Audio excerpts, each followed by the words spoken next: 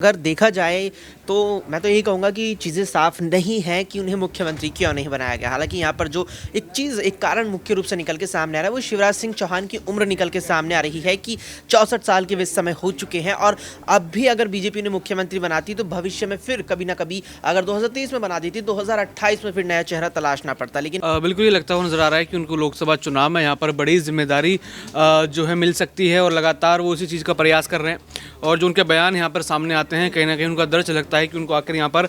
मुख्यमंत्री क्यों नहीं बनाया गया, क्योंकि कहीं ना कहीं ऐसा एक देखा जा रहा है, एक संभावना लग रही है कि सिंधिया को आगे करने के लिए या फिर अन्य किसी नेता को आगे करने के लिए यहाँ पर शिवराज सिंह चौहान को दरकिनार करने की कोशिश की जा रही है, क्योंकि सबसे सीनियर लीडर वो यहाँ पर मध्य प्रदेश में है, 4 बार मुख्यमंत्री रह चुके हैं, लेकिन अभी तक पूरी तरीके से साफ नहीं किया है कि उनको लोकसभा में कोई देख रहा है। आपने पहले देखा कि शिवराज सिंह चौहान को जब से यहाँ सीएम नहीं बनाया गया तब से कांग्रेस यहाँ एक एक मौका ढूंढ रही है कि शिवराज सिंह चौहान कोई ऐसा बयान दे जिसको देखकर या सुनकर यहाँ कांग्रेस पार्टी उस चीज का फायदा यहाँ उठाती नजर आए। आपने देखा होगा कि जीतू पटवारी ने यहाँ पर एक बात कही थी कि शिवराज सिंह चौहान के चेहरे पर चुनाव लड़कर भारतीय जनता पार्टी ने शिवराज को साइडलाइन कर दिया है। पार्टी में आना जाना तो चलता रहता है, लेकिन महत्वपूर्ण बात यह है कि शिवराज सिंह चौहान बहुत बड़े लेवल के नेता है। मध्य प्रदेश में मेरे ख्याल से उनसे बड़े लेवल का नेता कोई है नहीं और बीजेपी को भी समझ में आता है कि अगर उनको हटाया गया है तो बाकी उनको बड़ी जिम्मेदारी देनी पड़ेगी। अगर जिम्मेदारी नहीं दी तो आप ये मानकर चलिए कि मध्य प्रदेश में बीजेपी के लिए काफ़ी कह सकते हैं कि नुकसान वाली स्थिति।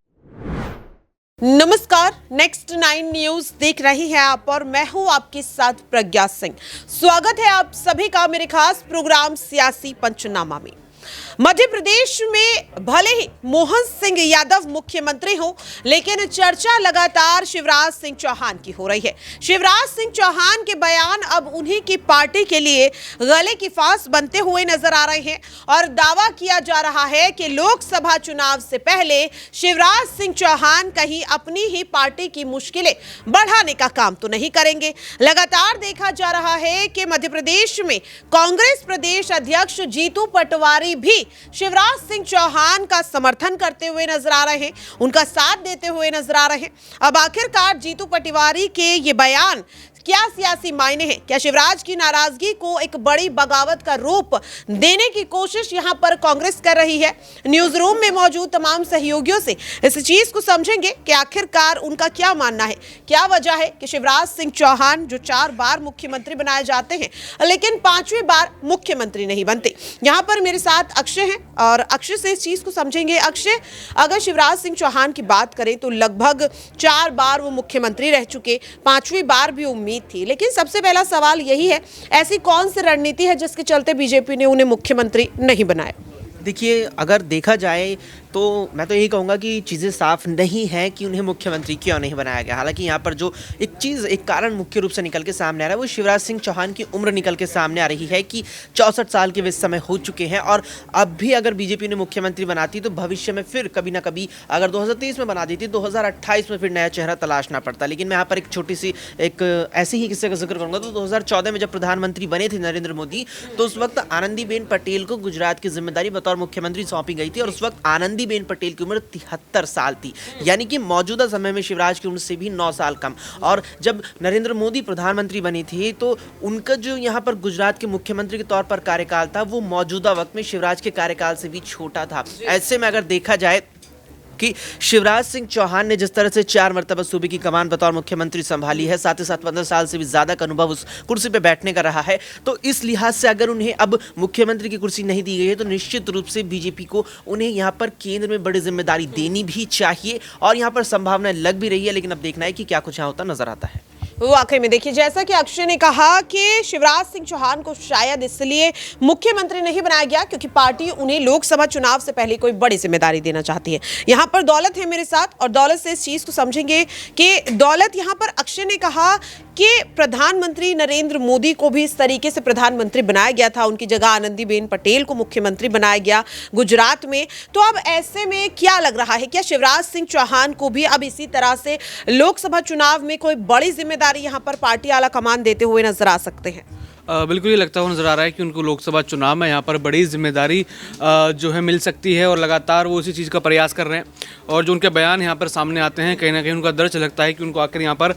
मुख्यमंत्री क्यों नहीं बनाया गया, क्योंकि कहीं ना कहीं ऐसा एक देखा जा रहा है, एक संभावना लग रही है कि सिंधिया को आगे करने के लिए या फिर अन्य किसी नेता को आगे करने के लिए यहाँ पर शिवराज सिंह चौहान को दरकिनार करने की कोशिश की जा रही है, क्योंकि सबसे सीनियर लीडर वो यहाँ पर मध्य प्रदेश में है, 4 बार मुख्यमंत्री रह चुके हैं, लेकिन अभी तक पूरी तरीके से साफ नहीं किया है कि उनको लोकसभा में कुछ जगह मिलेगी कि नहीं। दक्षिण का जिम्मा दिया हुआ है, जो कि अब तक बीजेपी के कई बड़े नेताओं के लिए सबसे मुश्किल का काम रहा है कि दक्षिण से वो सीट निकाल कर रहे हैं। तो कहीं ना कहीं उनको या तो दरकिनार या फिर उनको सिर्फ यहाँ पर घुमाने की बात की जा रही है कि कोई एक स्थायी पद नहीं दिया जा रहा, बल्कि बस घुमाया जा रहा है और ये आशा उनसे बांधी जा रही है कि आपको आगे पद मिलेगा। लेकिन इसमें थोड़ा मुश्किल जो है नज़र आ रही है कि उनको आगे कुछ जो है संभावनाएं हैं कि कुछ उनको पद मिल सकता है। वाकई में देखिए, और अब लगातार ये भी देखा जा रहा है कि जहां एक और बीजेपी शिवराज सिंह चौहान पर कुछ भी बोलने से इस वक्त साफ बचती हुई नजर आ रही है, तो वहीं दूसरी ओर देखा जा रहा है कि कांग्रेस लगातार शिवराज सिंह चौहान को लेकर के बयानबाजी करती हुई नजर आ रही है। यहां पर साफ तौर पर देखने के लिए मिलता है कि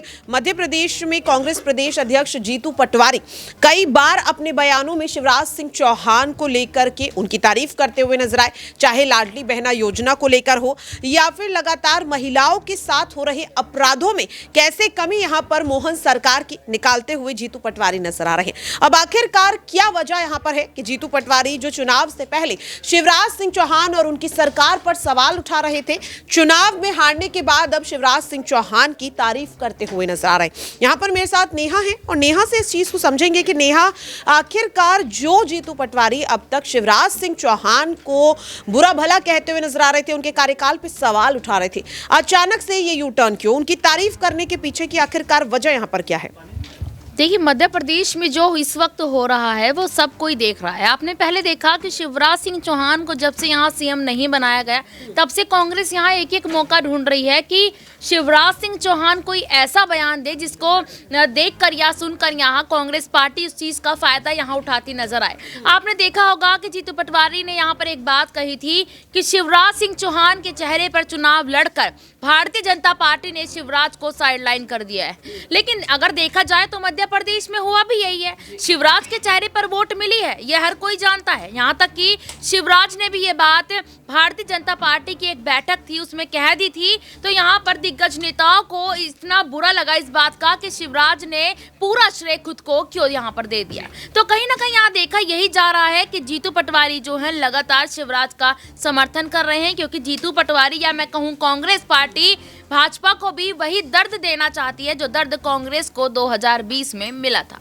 वाकई में अब सवाल लगातार ये भी बनता हुआ नजर आ रहा है कि जिस तरीके से देखा गया कि शिवराज सिंह चौहान बार बार अपनी नाराजगी को अपने बयानों में जाहिर कर रहे हैं और जिसे लेकर कहा जा रहा है कि क्या लोकसभा चुनाव से पहले वो पार्टी को कोई बड़ा झटका दे सकते हैं। यहाँ पर मेरे साथ अमन जी हैं, उनसे इस चीज को समझेंगे कि शिवराज सिंह चौहान जो अब तक पार्टी की तारीफ कर रहे थे, प्रधानमंत्री की तारीफ कर रहे थे, लेकिन अगर आप उनके हाल फिलहाल के कुछ बयानों को देखेंगे तो उनमें साफ तौर पर नाराजगी झलक रही है। कांग्रेस पूरी कोशिश कर रही है कि इसे बगावत का रूप दे दिया जाए, लेकिन क्या शिवराज सिंह चौहान अपनी पार्टी के खिलाफ जाएंगे चुनाव से पहले? देखिए बिल्कुल, और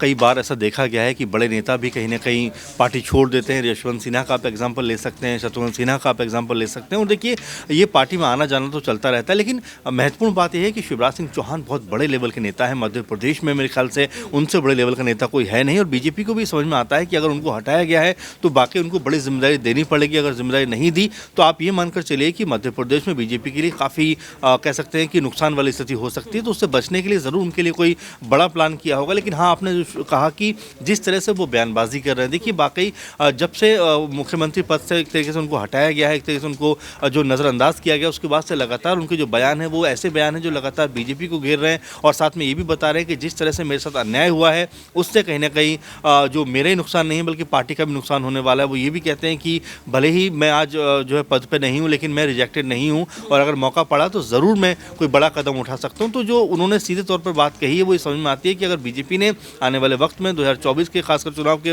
अगर कोई बड़ा उनके लिए पद या कोई बड़ा कह सकते हैं कि उनको सम्मान नहीं दिया तो जाहिर बात है कि शिवराज सिंह चौहान भी कोई बड़ा कदम उठाते हुए नजर आएंगे और सीधे तौर पर प्रज्ञा जी इसका नुकसान बीजेपी को होगा। अच्छा, यहाँ पर यह भी कहा गया कि जिस तरीके से शिवराज सिंह चौहान के बेटे कार्तिकेय सिंह चौहान ने भी पार्टी के खिलाफ नाराजगी जो है वो जाहिर की, उसके बाद अब ये भी कयास लगाया जा रहा है कि शिवराज सिंह चौहान भले ही कांग्रेस में शामिल ना हो लेकिन वो यहाँ पर अपनी नई पार्टी जो है वो बना सकते हैं, क्योंकि देखा जा रहा है कि इस वक्त कमलनाथ को भी कहीं ना कहीं साइडलाइन किया जा रहा है, उनकी जिम्मेदारी जो है वो जीतू पटवारी को दे दी जाती है या फिर बांट दी जाती है। तो ऐसे में क्या माना जा सकता है कि दोनों पार्टी के दिग्गज नेता अब अपनी ही पार्टी के खिलाफ एक बड़ी खाई तैयार यहां पर मिलकर करते हुए नजर आ सकते हैं? जी बिल्कुल, जाहिर सी बात है, क्योंकि कार्तिक चौहान का जो बयान है वो ये बताता है कि वो भी बहुत नाराज़ हैं, गुस्से में हैं, क्योंकि देखिए 18-20 साल तक उनके पिता मुख्यमंत्री के पद पर थे और देखिए अगर आपको हटाना भी होता है पद से तो आप कहीं ना कहीं हारते हैं या आपकी पार्टी हारती है, उस बिना पर आपको हटाया जाता है। लेकिन अहम बात ये रही इस पूरे मामले में कि वो जीत के बाद भी